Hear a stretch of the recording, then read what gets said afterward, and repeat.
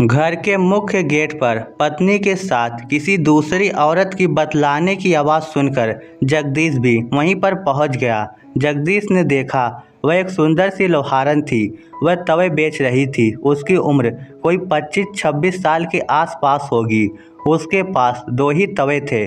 जगदीश की पत्नी कह रही थी, तेरे दोनों तवे खरीद लूँगी, मगर दोनों के 100 रुपये ही दूंगी। देना है तो दे, वरना मैं नहीं लेती। लोहारन बोली, ऐसे मत बोलो बीबी जी, पति बीमार है, 4 साल का बच्चा भूखा है।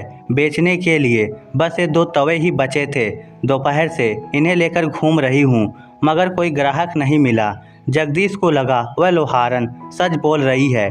उसके सुंदर से चेहरे पर बेबसी के भाव थे। वह बार बार डूबते हुए सूरज की तरफ देख रही थी, जैसे सोच रही हो कि तवे नहीं बिके तो घर में चूल्हा ही नहीं जलेगा। जगदीश की पत्नी बोली, तुझे कोई ग्राहक नहीं मिला तभी तो दोनों तवे खरीद रही हूँ, वरना मेरे घर में तो पहले से तवा है। ये दोनों तवे मेरे किसी काम नहीं आएंगे। लोहारन मायूस होकर बोली, बीबी जी, आप दोनों तवे के 100 रुपये लगा रही हो, जबकि एक तवा 150 रुपये का है। देखो कितना भारी है। 1 किलो से ऊपर तो इसमें लोहा लगा है, फिर लकड़ी का हत्था भी लगा है। 50 रुपये में क्या आता है। जगदीश पत्नी से बोला, थोड़े और पैसे बढ़ा दो, ये बेचारी मजबूर जान पड़ती है। पत्नी हाथ नचाते हुए बोली, मैं मोल भाव कर रही हूँ ना, आप यहाँ क्यों चले आए। आप अंदर चलो, मुझे चाहिए होगा तो मैं खरीद लूँगी। जगदीश चुप हो गया, मगर अंदर नहीं गया। वहीं खड़ा होकर पत्नी की खरीदारी देखने लगा। लोहारन बोली, दोनों तवे 300 रुपये के होते हैं, आप 200 रुपये दे दो बीबी जी, इससे कम में मैं नहीं दे सकती। जगदीश की पत्नी खड़ी होती हुई बोली, जा अपना रास्ता नाप, मुझे नहीं खरीदने तुम्हारे तवे। कहते हुए वह पति का हाथ पकड़कर बोली, चलो जी अंदर चलो, लगता है इसे तवे बेचने ही नहीं है। जगदीश बोला, खरीद लो ना, बेचारी 200 में दोनों दे रही है, मजबूर जान पड़ती है। मगर जगदीश की पत्नी ने उसकी एक ना सुनी और पति को घर के अंदर ले आई। फिर बोली, आपको उस पर बड़ी दया आ रही है, कहीं उसके रूप जाल में तो नहीं फंस गए। जगदीश पत्नी से अपना हाथ छुड़ाता हुआ बोला, शर्म कर, इतना शक्की होना भी ठीक नहीं है। तुमने उसके होठों पर जमी पपड़ी को नहीं देखा क्या। वह गरीब इस समय दुखियारी है, पति बीमार है, काम नहीं कर रहा, इसीलिए मजबूर जान पड़ती है। पत्नी जगदीश को खा जाने वाली नज़रों से घूरते हुए बोली, मजबूर है तो मैंने लोगों का घर चलाने का जिम्मेदारी नहीं ले रखा। जगदीश शांत स्वर में बोला, तू रोज गाय को रोटी डालती है, चींटियों को दाना डालती है, पक्षियों को दाना डालती है और कुत्तों को भी रोटी डालती है, फिर तुझे क्या हो गया। इंसानों की मदद करने पर भी पुण्य मिलता है। पत्नी कुछ शांत हुई तो जगदीश आगे बोला, तू एक तवे के 50 रुपये दे रही है।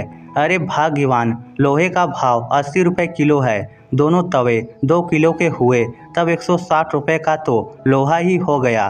फिर दोनों तवे के काठ के हत्थे लगे हैं, एक हत्था 20 रुपये का मानो, तब 40 रुपये के दोनों हत्थे हो गए। इस प्रकार 200 रुपये से ऊपर तो उनकी लागत हो गई और तू उन दोनों के 100 रुपये लगा रही है। पूरा हिसाब समझते ही जगदीश की पत्नी बोली, हे भगवान, मैं तो सचमुच में ही पाप कर रही थी, वह सचमुच मजबूर है। फिर जल्दी में उसने घर का गेट वापस खोला तो देखा वह आंखों में उदासी लिए उसी तरह गेट पर बैठी थी। जगदीश की पत्नी को देखते ही वह बोली, ले लो बीबी जी, आपका दिल करे उतने पैसे दे दो, रात होने वाली है, अगर कुछ पैसे नहीं मिले तो घर में चूल्हा नहीं जलेगा। जगदीश की पत्नी ने दोनों तवे उठा लिए, फिर बोली, रुको मैं पैसे लाती हूँ। फिर वह तवे लेकर अंदर चली गई। वापस बाहर आई तो उसके हाथ में 100-100 के 5 नोट थे। वह लोहारन को देते हुए बोली, माफ़ करना बहन, मोल भाव करने की आदत पड़ चुकी है, मगर अब मैं समझ गई हूँ तू सचमुच मजबूर है। थोड़ी सहानुभूति मिली तो लोहारन की आंखों में आंसू आ गए। बोली, बीबी जी सही रेट दे दो, 500 ना ले पाऊंगी, आपका दिल है 300 दे दो। जगदीश की पत्नी बोली, 500 रख ले बहन, तुम्हारे काम आएंगे। लोहारन आंसू पोंछते हुए बोली, हम लोहार हैं बीबी जी, हमारी रगों में राजपूती खून है, हम भीख नहीं लेते। जगदीश की पत्नी बोली, अब तो मैं तुझे 500 ही दूंगी, बड़ी बहन समझकर ले जा। लोहारन की आंखों से फिर आंसू झलक पड़े। बोली, नहीं लूंगी, आप 300 ही दे दो। मगर जगदीश की पत्नी भी जिद्दी थी। बोली, 300 तवे के और 200 उधार, जब पति ठीक हो जाए तब 200 रुपये वापस लौटा देना। इस बार वह मान गई और 500 रुपये लेकर जाने लगी तो जगदीश की पत्नी बोली, और ज़रूरत पड़े तो बड़ी बहन समझकर उधार ले जाना, मुझे तुम पर पूरा भरोसा है। वह जाते हुए ढेरों दुआएं भी दे गई। अंदर बैठा जगदीश सब सुन रहा था। कुछ देर पहले उसे पत्नी पर गुस्सा आ रहा था, मगर अब पत्नी पर गर्व हो रहा था। वह जानता था कि उसे मोल भाव करने की आदत है, मगर वह दिल की बुरी नहीं है। दोस्तों, माना कि मोल भाव करना आपका अधिकार है, मगर मजबूर और गरीब लोगों से इतना मोल भाव मत किया करो, क्योंकि वह पेट भरने के लिए कमाते हैं, पेटियां भरने के लिए नहीं। इस स्टोरी को लेकर आपकी क्या राय है, नीचे कमेंट करके हमें ज़रूर बताइएगा। धन्यवाद।